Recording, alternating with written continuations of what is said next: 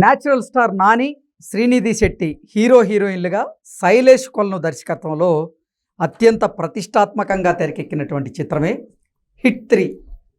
ఈ హిట్ 3 చిత్రం ఈరోజు విడుదలైనటువంటి సందర్భంగా సినిమా ఎలా ఉంది, ఈ సినిమా హిట్టా ఫట్టా, అసలు రివ్యూ ఏంటి అనేది మనం విశ్లేషణ చేసుకుందాం. ప్రస్తుతం మనతో పాటు ఉన్నారు ప్రముఖ సినీ క్రిటిక్ దాసరి విజ్ఞాన్ గారితో మాట్లాడదాం.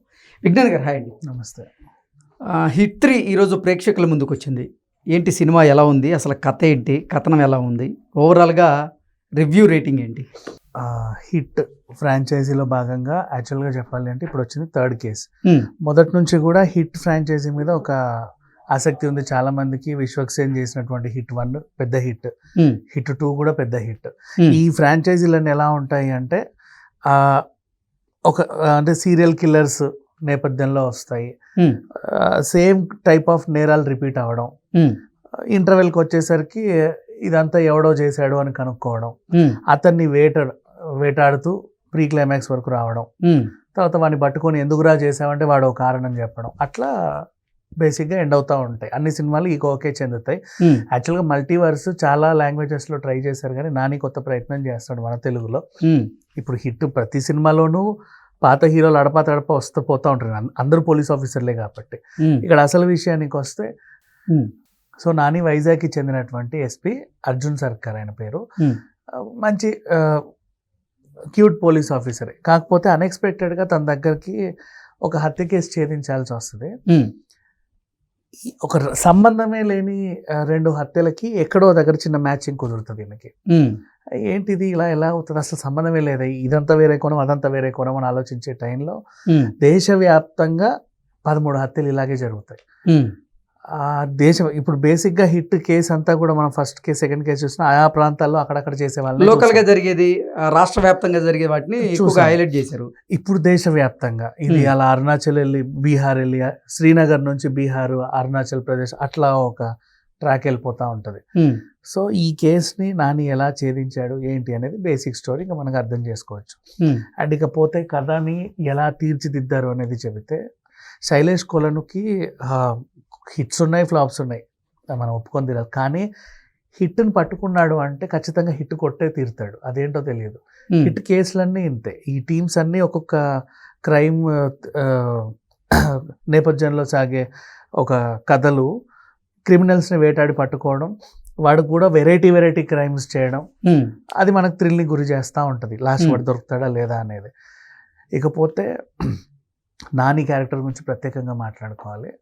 అసలు అంత బ్రూటల్గా ఎలా తయారయ్యాడు ఒక పోలీస్ ఆఫీసర్ అనేది చాలా నీట్గా చూపించాడు. మనము ట్రైలర్లో చూసినప్పుడు ఏంటి ఇంత రక్తపాతం అన్నారు, దీనికి ఏ సర్టిఫికేట్ ఇచ్చారు, మల్టీప్లెక్స్లో అందుకే కొంచెం ఇబ్బంది పడుతుంది సినిమా.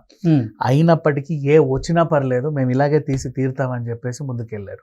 ఇది ఒక స్ట్రాటజీ. ఏంటో చెప్పనా, థియేటర్లో ఏ సర్టిఫికేట్ వస్తే చూసిన వాళ్ళు బాగుంది అంటారు, అండర్ 18ని పంపరు, ఫ్యామిలీస్ కూడా కొంచెం ఇబ్బంది పడతారు.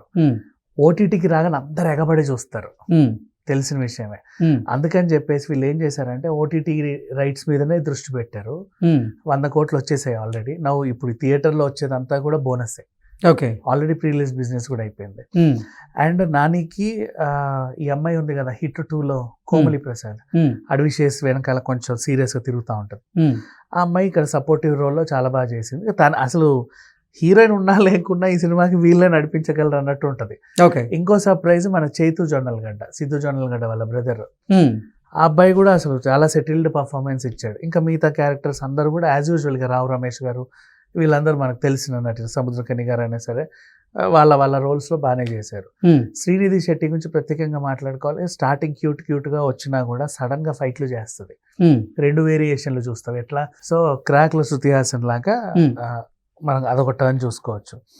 అండ్ నెక్స్ట్ ఇట్లాంటి సినిమాలకి మెయిన్ బీజిఎం. క్రైమ్ థ్రిల్లర్స్ అన్నిటిని ముందుకు నడిపించాలి అంటే అసలు బీజిఎంఏ ప్రధాన పాత్ర పోషిస్తూ ఉంటుంది మనకు ఇంటెన్స్ క్రియేట్ చేయడానికి. మ్యూజిక్ నిజంగా చాలా బాగా ఇచ్చాడు మిక్కీ. అండ్ తెర వెనుక హీరో తనని చెప్పుకోవచ్చు. ఇంకా సాంగ్స్ పర్వాలేదు, ఏదో వచ్చాయి పోయాయి అన్నట్టు ఉంటుంది. అండ్ ఎడిటింగ్ కానీ, కెమెరా పనితనం కానీ, నిర్మాణ విలువలు కానీ, ఎవ్రీథింగ్ కూడా నిజంగా మనల్ని ఆ లోకంలోకి తీసుకెళ్తాయి. మనం కూడా టెన్షన్ పడతా ఉంటాం. Hit case 1 suspense thriller, hit case 2 కూడా సస్పెన్స్ థ్రిల్లరు. హిట్ 3 ఎలా ఉండబోతుంది అసలు? అంటే హిట్కి కేస్ 1కి కేస్ 2కి కేస్ 3కి ఉన్నటువంటి ఆ వ్యత్యాసం ఏంటంటే ఏం చెప్తారు? కేస్ 1 కేస్ 2 అక్కడక్కడే జరుగుతూ ఉంటాయి. కేస్ 3గా మొత్తం దేశవ్యాప్తంగా పెద్ద క్రిమినల్ని పట్టుకుంటారు. కాకపోతే ఒక్క విషయం ఏంటంటే పంట కింద రాయిలాగా తీరా వాడు దొరికిన తర్వాత ఆడి మొహం మనకు కొత్త కాబట్టి ఎందుకు దొరికాడు వీడు అన్నట్టు ఉంటుంది. అంటే మనకు తెలిసిన క్యారెక్టర్ ఎవరైనా దొరికితే, ఇప్పుడు లాస్ట్ టైం కోడి బుర్ర వాడు అరే వీడా అన్నట్టు ఉంది కదా, కొంచెం తెలిసిన ఫేస్ ఉంటే ఓ వీడా ఎందుకు చేస్తాడనే ఇది వస్తుంది. ఒక కొత్త మొహం వచ్చింది, ఏదో ఆల్కేదో ఉగ్రవాది లాగా, ఏదో లష్కరే తోయిబా మెంబర్ లాగా ఒక కొత్త ఫేస్ వస్తుంది. వాడిని చూసి ఏమన్నా దొరికాడు పోని తీసుకెళ్లి జైల్లో పడండి అన్న ఫీలింగ్ వస్తుంది. అండ్ మళ్ళీ ఇప్పుడు నేషనల్ వైజ్ గా కేసు ఛేదించారు. మేబీ హిట్ 4 ఇంకా వరల్డ్ వైడ్ గా కూడా ఛేదించారు. అంటే లైక్ అంటే ఇక్కడ క్రైమ్ చేసి ఎక్కడికో పారిపోయిన కూడా పట్టుకొస్తారు కదా, చాలా సినిమాలో మనం చూసాం. మేబీ అలా కూడా. అంటే హిట్ 4 లో కార్తీ నటించబోతున్నాడు అంటూ ఇప్పటికే పెద్ద ఎత్తున ప్రచారం జరుగుతుంది. అందుకే హిట్ 3 చివరిలో కూడా అతిథి పాత్రలో కార్తీ కనిపించబోతున్నాడు అనేది కూడా నిన్న మొన్నటి వరకు అనుకున్నారు. ఈ రోజు రిలీజ్ అయిపోయింది కదా, నిజంగా ఉన్నాడా కార్తీ? యాక్చువల్గా హిట్ 3లో లాస్ట్ వరకు నాని సస్పెన్స్ ఉంచారు, మనం కూడా సస్పెన్స్ థ్రిల్ ఫీల్ అయ్యాం. హిట్ 4 ఏంటంటే ఇది అల్యూమినియం ఫ్యాక్టరీలో షూట్ చేసేసరికి హిట్ 4లో కార్తీ ఉన్నాడని అప్పటికే లీక్ అయిపోయింది. ఆ లుక్స్ అవన్నీ లీక్ అయిపోయిన తర్వాత ఇంకా పాపం అయ్యో అనిపించింది. ఇప్పుడు ఎలాగో అందరు తెలిసిపోయింది కదా అని రివీల్ చేశారు.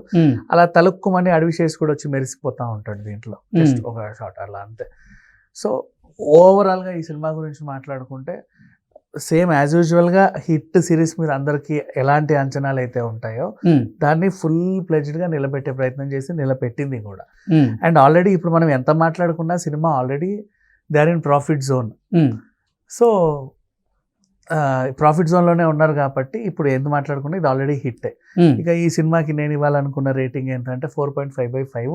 అంత బ్రూటల్గా రక్తపాతం ఉన్న నువ్వు ఎందుకు ఇచ్చావు అని అడిగితే అది ఈ సినిమాకి నిజంగా అవసరం ఎందుకనేది మీరు తెర మీద చూస్తేనే మీకు అర్థమైంది.